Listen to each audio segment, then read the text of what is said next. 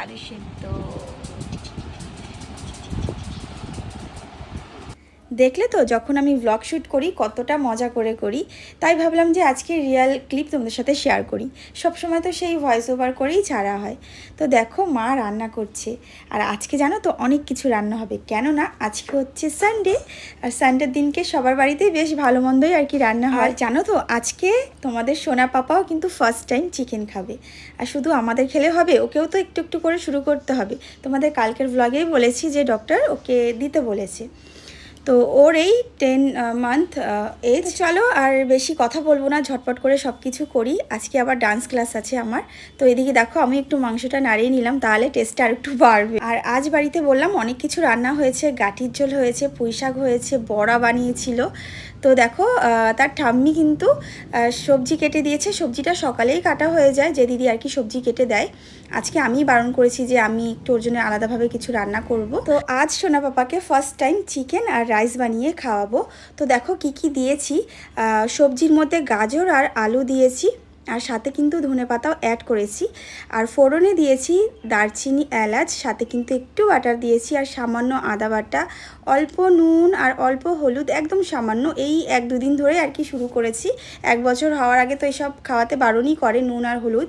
তো যাক, একদম সামান্য দিয়ে আর কি ভালো করে ভেজে রান্না করেছি, সামান্য চাল দিয়েছি, ব্যাস হয়ে গেল মাংস ভাত। আর এদিকে দেখো মায়ের হাতে কষা মাংস নিয়ে কিন্তু চলে এসেছি আমি। তার ডিম নিয়ে ঠিক বসে আছে। কিরে, আমার বাড়ি থেকে যাবি না? সবাই বলছে নাকি তোরা ঘরে থাকলে ভালো না, মানে ঘরে থাকাটা, বাট আমি তোকে তাড়াতে পারবো না। সোনা পাপাকে স্নান করাবো, সব কিছু রেডি করেছি। যে কাজল তুলবো, তুলো, ড্রেস। যাক, সকালবেলা দিয়ে অনেক রান্নাবাটি হলো। এখন সোনা পাপাকে স্নান করিয়ে দেবো। সোনা পাপা এই নিচের এক দিদির ঘরে ছিল, এখানে এসে বেশ খেলাধুলা করে। তো এখন উপরে নিয়ে গিয়ে স্নানটা করিয়ে দেবো। এখন বেশ 11:30-12টার মধ্যে স্নান করাই, যা গরম। আর এদিকে দেখো ছেলের আমার 1 বোতল জলে আর হয় না, এখন 2 বোতল লাগে। ভীষণ পছন্দ করে স্নান করতে। আগে বেশ একটা মানে পছন্দ করতো না, এখন দেখছি খুব পছন্দ করে। ছেলেকে স্নান করাতে করাতেই দেখতে পাচ্ছি যে বৃষ্টি নেমেছে। আমার তো টেনশানে মানে কি বলবো, যে পাখিটা ভিজে যাবে। ও ডিমও দিয়েছে, তো তাড়াহুড়ো করে মানে ছেলেটাকে নিচে দিয়ে এসছি, এসে আবার পাখিকে ভালো করে ঘর বানিয়ে দিয়েছি।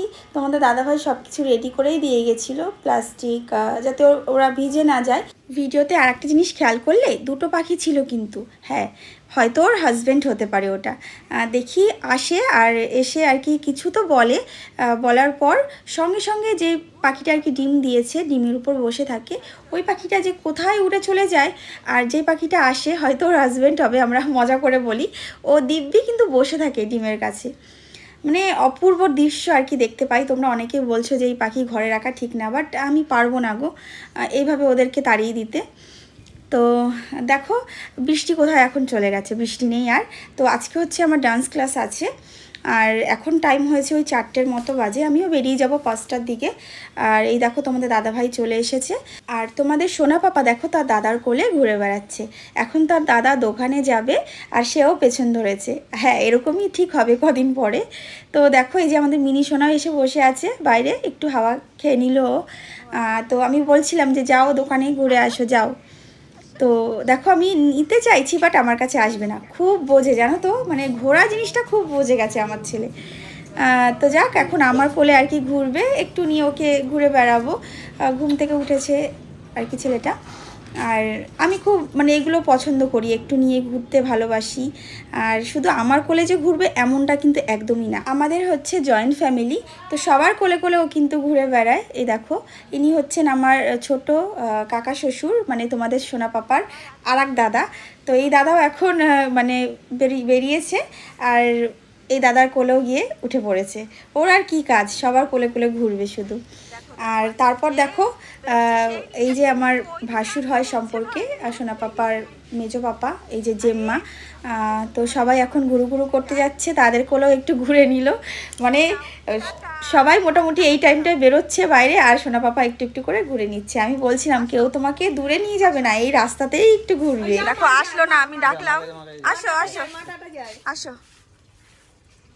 আসো, আশা দিচ্ছে নেই, যাও টাটা। এই যে দাদা চলে গেল, যা রাগ করছো। যাক, সোনা পাপাকে তার ঠাম্মির কাছে রেখে এসেছি। সব সময় বলি মনটা খুব খারাপ হয় ওকে রেখে বেরোলে। দেখো তোমাদের দাদাভাই উবের বুক করে দিয়েছে। এখন হচ্ছে চলে এসেছি ডান্স ক্লাসে। সানডে 5:30 থেকে ক্লাস থাকে। ওই ক্লাস শুরু হতে হতে 6টা বেজে যায়।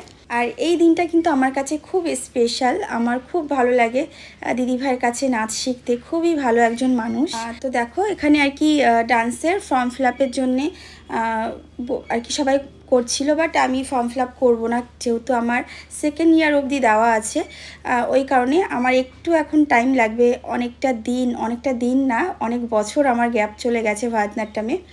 তো আমার সেকেন্ড ইয়ার অবধি কমপ্লিট আছে। ওই কারণে আমি এই বছরটা এক্সামটা দিচ্ছি না। নেক্সট ইয়ারে আমি আবার এক্সাম দেব। এই বছরটা নিজেকে আবার ভালো করে তৈরি করতে হবে সত্যি। এখন ক্লাস করছি তো কত কিছু জানো না, আমি পারছি না, যেগুলো আগে কত সুন্দর করে পারতাম। অনেকটাই হেলদি হয়ে গেছি আগের থেকে। ঠিক আছে, সব কিছু আবার পারবো, আবার আমাকে করতেই হবে, তাই না? তো দেখো এই যে ঘুঙরু বাজছি, খুব মানে ভালোবাসি আমি। সেই ছোটোবেলা থেকে দেখো এখনও কিন্তু আমি এই জিনিসটা করেই আসছি। আর এটা আমার কিন্তু ছোটোবেলার ঘুঙরু, মা আমাকে কিনে দিয়েছিল। আর এই দেখো ডান্স ক্লাসেও আমার কত ভালোবাসার মানুষ আমি পেয়েছি, আমার ভিউয়ার্স। আমি ক্লাস করছিলাম তো দরজার বাইরে সবাই দাঁড়িয়েছিল, এই বোনগুলো। তো দিদিভাইয়েরও ভিডিও দেখে সবাই। তো এসে ফটো তুলছিল, খুব ভালো লাগছিল। এদিকে দিদিভাই ক্লাসটা অফ করে রেখেছে, আমি তাই বলছিলাম ঝটপট করে করো। দিদিভাইয়ের সাথেও ফটো তুলেছে। সত্যি তোমাদের ভালোবাসা পেলে না আর কিছু চাই না।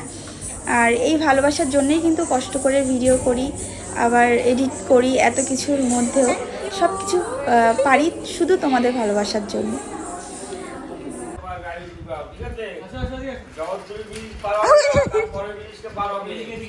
দেখো এখানে আরো একটা আছে, কিন্তু মাতালের মতো করছে। দেখি আবার ছেদা একটু করুক। হ্যাঁ, আসো আসো।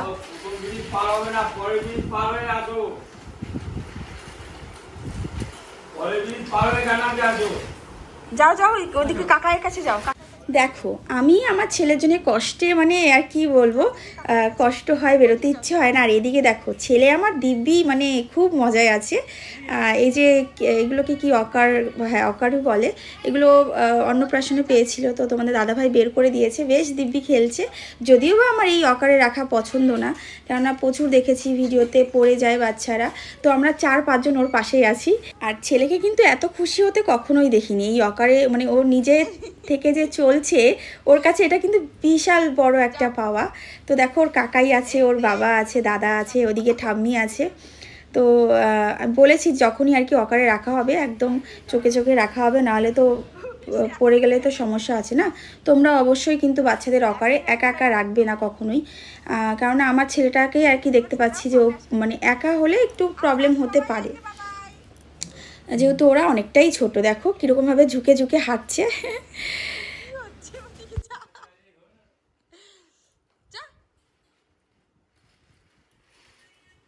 তোমাদের সাথে দেখা হচ্ছে পরের দিনকে। আর দেখো আমি ফ্রেশ হয়ে চলে এসেছি। এখন টাইম হয়েছে 11টা। একটু সকালই আর কি ফ্রেশ হয়ে নিয়েছি, কেননা যাব হচ্ছে একটু বাপের বাড়িতে। আর কেন যাচ্ছি অবশ্যই কালকে ব্লগে শেয়ার করব। আর যেটা আর কি ঠিকঠাক করে বলতে পারিনি ভয়েস ওভারে, সত্যি তোমাদের মানে এই যে ডান্স ক্লাসে গিয়েও তোমাদের সাথে দেখা হয়, তোমরা ওয়েট করছিলে বাইরে। ভিডিওতে তো অনেক কম জনকে আর কি দেখানো হয়েছে, প্রথমে আমি ভিডিও নিতে পারিনি। আরও অনেকেই তোমরা ছিলে, বোন দিদি যাই আর কি বলবো, বোনই বলছি, মনে হয় তোমরা আমার থেকে অনেকটাই ছোট। তো অসংখ্য ধন্যবাদ, অনেক ভালোবাসা, এতটা ভালোবাসার জন্যে। তোমাদের জন্যেই কিন্তু এতটা কষ্ট করি আমি। আর অবশ্যই আবার আগের মতো ভিডিও করা শুরু করব, আরও ভালো ভালো ভিডিও দেওয়ার চেষ্টা করব। যেরকম আগে ডান্স ভিডিও শ্যুট করতাম, নিজে আর কি ডান্স তুলে, তারপর অবশ্যই চেষ্টা করব, ঠিক আছে? তোমাদের ভালোবাসায় চাই, আর কিছু চাই না। আর একটু সাপোর্ট করো আমাকে। তাহলে চলো আজকের ব্লগ এখানে এন্ড করছি। ভালো লাগলে প্লিজ একটা লাইক কমেন্ট শেয়ার করো। দেখা হচ্ছে নতুন ব্লগে, নতুন কিছু নিয়ে অবশ্যই আসবো।